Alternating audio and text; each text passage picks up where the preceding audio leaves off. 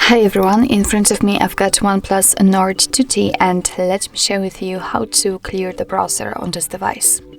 So first of all, let's open the browser. In my case it will be Google Chrome, and now let's tap on the three dots icon in the right upper corner.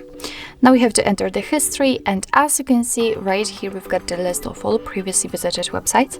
Of course, if you want to, you can remove them manually one by one just by tapping on this X button right next to it.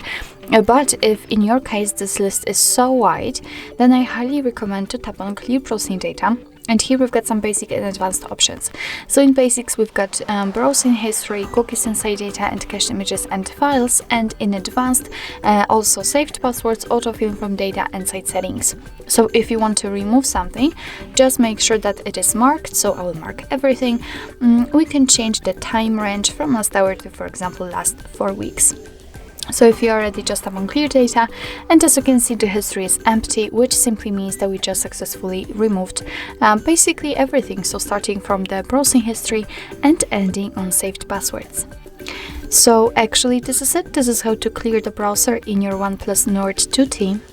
Thank you so much for watching. I hope that this video was helpful, and if it was, please hit the subscribe button and leave the thumbs up.